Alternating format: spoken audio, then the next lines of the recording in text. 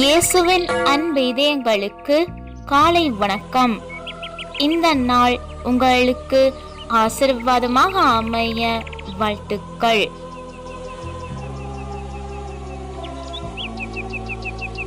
இப்போதைய நாளுக்கான ஆசீர்வாத இறைவசனம் 1 பேதுரு அதிகாரம் 5 இறை வார்த்தை 7.